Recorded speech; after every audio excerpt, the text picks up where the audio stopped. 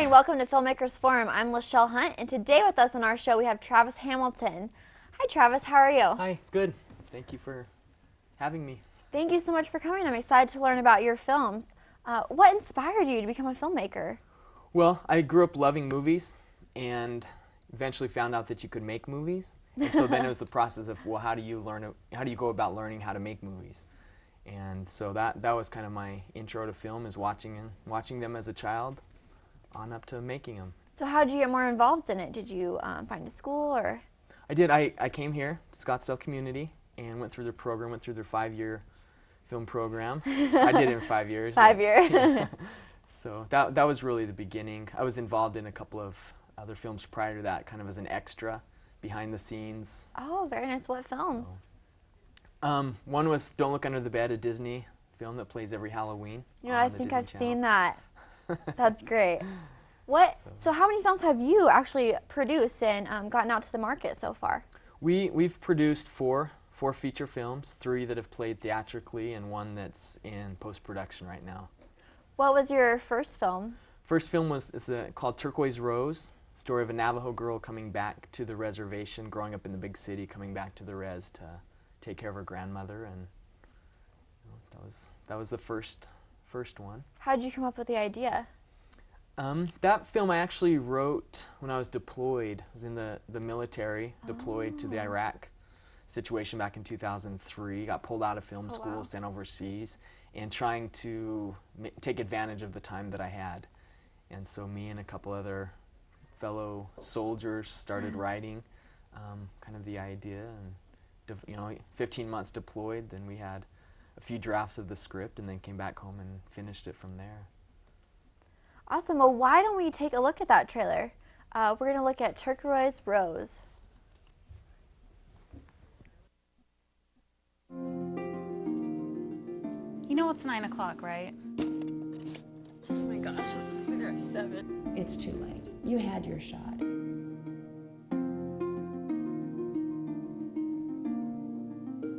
How's she doing? Well, that's what we need to talk about. You know it's not an option to back out right now, right? Yeah, I know.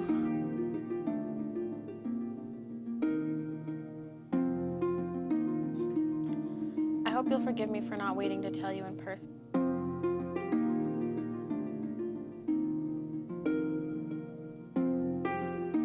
But you can't put a price on family.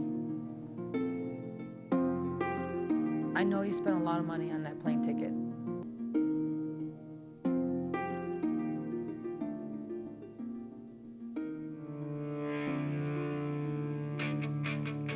So turquoise, by the way. Yeah, I know.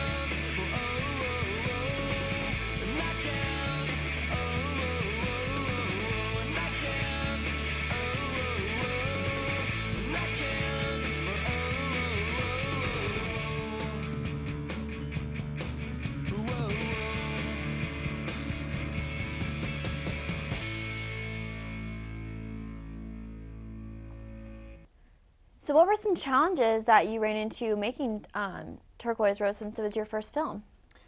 First challenge was not knowing what I'm doing. Second one was trying to figure out on-the-job training, what we were supposed to be doing, and I guess now that it's done, looking back and seeing how we could have improved in different areas and things that we did right, and then repeating the process with our second and third film and fourth film, trying to really take advantage of that on-the-job education of making a movie. That's incredible that you have made 4 features already, and you said you graduated in 2005. Yes. Wow. What about your second film? How did you go into making that film compared to making your first one? How did you, what was the process for making it better, or? Yeah, no, that's a good question. I mean, the first film, I learned a lot, and some time started to elapse of, how do I not lose the knowledge and the experience that I've gained from the first one? And so that was really my motivation for the second one, to get a second one shot, is going through that process again, to trying to take what we had learned from the first film, put it back in there to repeat the successes we had on the first one, and then focus on other areas of shooting, or different elements of making the film, making that better. What do you think the most important thing was that you learned from your first film experience compared to your second? There's lots of variables with that. I think going through the process, knowing that we could make a movie, regardless if it's the greatest film ever made or the worst film ever made, regardless of that, having that motivation. I know I can make a movie. I know we can get a group together, we can go out and make a film. I think that's been the most powerful thing from that first film, is knowing we can do it. And what was your second film called? Blue Gap Boys. Let's go ahead and take a look at that trailer as well. It's only the biggest Native event in North American history. My producers from Germany coming to Phoenix to audition bands, res bands. Yeah. Tell me about the money. We're the Blue Gap Boys. Any luck? No 8-tracks, please. Yeah, just CDs. I've just landed you the biggest gig of the year. Plate's checked out, but your story still doesn't. All I want to know, Magellan, is how did you get this far south and miss the entire city of Phoenix? What you mean, Grandma don't have $400? I hope you guys are doing okay. We really needed to see you an hour ago. I'm gonna have my lawyer look at it. My lawyer back on the Navajo Nation. I can't trust no lawyers down here in Phoenix. How much of a chance do we really have here? Why do you ask that? Is this some kind of comedy show? Hidden cameras? James, you're a great guy. But great guys aren't rock stars. Yeah, someday we'll quit playing chapter houses. Anything special for dinner? Something American and greasy. They're really good. Gonna wait, I'm gonna wait, I'm gonna wait. Don't wait, cause you never know just when your life is through.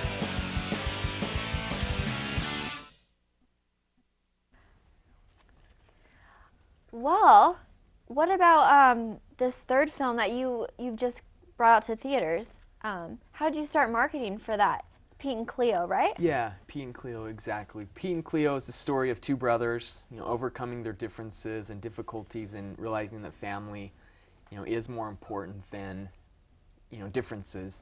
And so with that film, we tried to learn from the first two, and tried to, again, with no money, no funding, is how do you make a film, with a very limited, if any, budget. And so we're putting all those things together. But we took Pete and Cleo, and we followed a similar process we had followed with our first two films, of going to some of the same theaters, and then just trying to get the word out, word of mouth, really. And I mean, still lots to learn with distribution and marketing and all of that. What would you say your biggest challenge was with the budget? How did you cut down your budget? It really goes to days. We cut our days in half, or lower the amount of shooting days. And so as you do that, your budget drops, because you only need actors and crew less days, food less days, equipment less days. So that's really the thing that we approached is number of days. Tried to go back and tighten up the script, and then to cut shooting days so that we could get it to about that budget that we had. Now this film aired over here in the Valley and also in northern Arizona. Is that correct? Did you have any other interests from out of state, or how did you get the film out to various areas? Yeah, the film is played theatrically in New Mexico and Arizona, at a handful of theaters, and it's really, we're still learning that process of how to market it, how to get it out to the people that that have an interest in Native America. And so we're still learning how to do all of that. Well, I'm interested to also see the trailer for Pete and Cleo. So, we're going to go ahead and play that as well since we have it. Great. I love this trailer. Here you go. Mom, I think your favorite's back.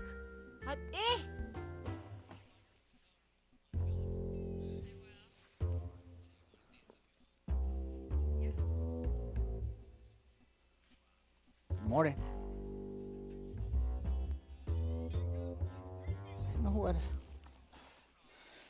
I think you were sitting there last spring break. You're such a joke. At least I'm not trying to be a white man. Bilagana. Chomp. Give me the blue plate here. This one's yours. Doesn't matter what color Yeah, plate it does. you eat This off? has been yours all these years. Take it. Take it. Blue plate's mine. Yellow's yours. I realize that there is a certain way to eat your food. You have to enjoy it. You have to sit down and make it almost an art. I don't expect you to understand. Why don't you just eat your Whatever. Right here. Now this is real food. What is that? It's Vienna sausage. Vienna sausage.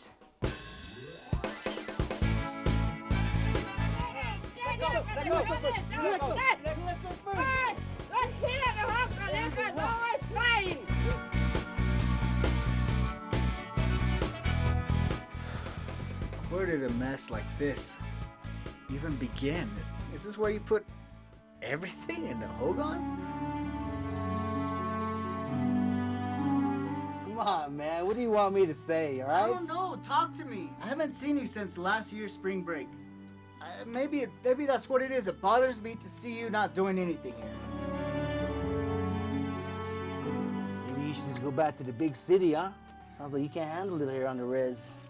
I've accomplished a lot. I've got my bachelor's degree. Now I'm working on my master's. You think that just comes easily?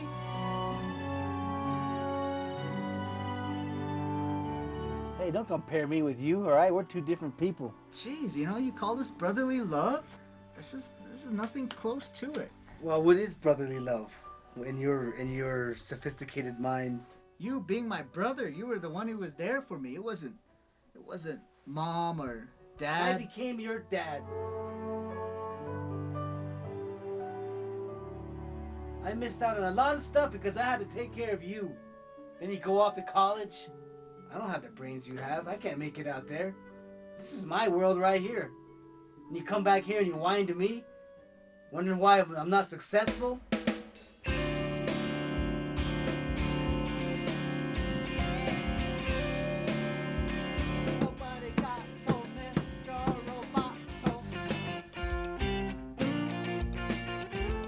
These are what boys would play with, you know? You call yourself a boy? No, I played with this because to make you feel better about yourself. Yeah. All right?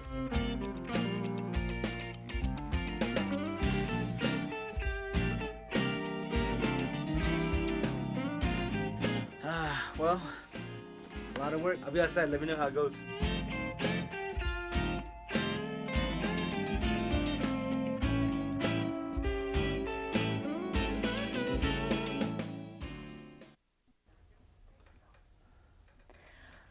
So, Travis, I'm beginning to notice a trend with your films. You have a lot of Native American culture. Tell me about that. How did you become inspired to make films about Native American culture?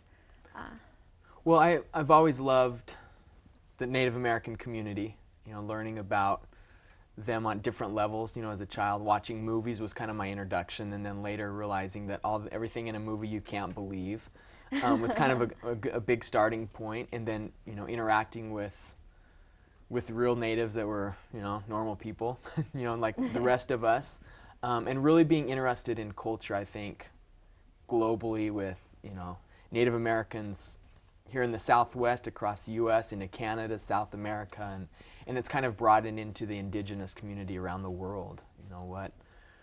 I guess I really love learning about cultures, about people, how people live, and it's not just from my point of view of how I was raised in, you know, a little town in southern Idaho, but it's broader than that, and how different people look at similar things in life. I don't know, I really find that intriguing, and so that's kind of the start of that. Did you go and shoot these out on actual reservations, or how did you shoot the films? Like what locations? Yeah, first one, Turquoise Rose, we shot it on the Navajo Reservation. I had previously shot a few films, short films, while I was in the program here, Scottsdale. And then the other ones we've shot on different locations, in pretty much the Navajo Reservation, and we have our fourth film, More Than Fry Bread, that we shot on 5 different reservations in Arizona. And so, you know, we've just trying to learn how to work with the film community on the reservation and the actors and the community members and what their process is of making a movie, you know, in their homeland, and some of that of just taking that experience working with the Navajo and transferring that over to, you know, some of the other reservations in Arizona. And it's always interesting. No one really operates the same way. There might be similarities, but some reservations you have to follow a different process to shoot out there than others. And so it's, you know, it's a learning process, and I still feel like I have a lot to learn. And a lot of paperwork, I'm sure. Yeah, there is lots of paperwork. How did you, as a filmmaker, push yourself to become more successful? I realizing that this is where my heart was at, this is where my passion was at, and something during our first film especially, when I was deployed with the military to the Iraq situation, realizing that I didn't want to be in the military forever, coming back and having real jobs, realizing that, you know, those are fine, and for me, I felt like there was more that I needed to be doing. And so that's really been a lot of motivation for me, is realizing, well, if I'm not doing this, then I need to be getting a real job, or you know, something in that thing. And so that's really been a lot of motivation, a very motivating factor for me, is realizing, if I'm not doing this, what am I going to be doing? And what do you think the most challenging part of casting your films was? Casting is always trying to find that right person for that part. Sometimes the issue of casting is getting people out to the auditions. We're, you know, working on a project right now in Fort McDowell Reservation, just, you know, well, east of here a little ways, and it's getting people to the audition, step one, where we've had auditions where we're there for 3 or 4 hours and 1 or 2 people come. That's been very challenging with that, but that's similar to other reservations, is first getting the word out and inviting people to the event. So first is seeing people. I kind of have the strategy, if you see, the more people you see, the more choices you're going to have to choose from, is a big thing. But it's always an interesting, casting is a lot of work, trying to find that right person for that right part. How do you get the word out that you're going to be having these casting calls? Where do you go? I send out an email to have an email list of people that want to be involved, whether wanting to know when our next film is, or when our next auditions are, or they want to be involved in the crew, you know, production side of things. That's the first step I take, is I'll send out an email, and then it's trying to, which I'm still trying to learn, how the media operates, how that specific community, how the word is spread in that specific community, and so still trying to learn all the different, you know, facets of marketing and advertising. And so it really all starts at word of mouth then. Yeah, that's really what I'm learning, is how important word of mouth is, and really knowing, you know, how to get those specifics to whatever community you're working with. Now I know you have a new film called More Than Fry Bread, and how has it been a challenge for you to promote this film? Are you pretty close to getting it out in the theaters? Yeah, More Than Fry Bread. And I'll tell you a little bit of the story. It's the Arizona State Fry Bread Championship. Oh, wow. So there's 22 tribes in Arizona. A lot of people don't know that. There's, you know, a big native population. And so this film it's a mockumentary, so we've kind of staged this competition. All 22 tribes send one person to compete in this fry bread championship to see who truly makes the best fry bread. And so that's kind of the story behind the film. That sounds like a lot of fun. Yeah, it was great fun making. We shot, you know, 5 different reservations. We shot in Navajo Land, Hopi, Camp Verde with the Yavapai Apache, the Tio, the Tohono O'odham, down by Tucson, is kind of where we shot this film, and it was a lot of film. We had, you know, we used actors from those communities, and we used almost 1,000 pieces of fry bread to make the Oh, movie. wow. And so there was a That's lot of food. Yeah, it was fun and lots of fry bread. Did you get to make fry bread too? No, but I got to eat way too much. Oh. So, but you're like, no more fry bread now. well, a couple of days after shooting, but I'm ready to go have some more fry bread. Great. Well, I just want to say thank you so much for being on our show.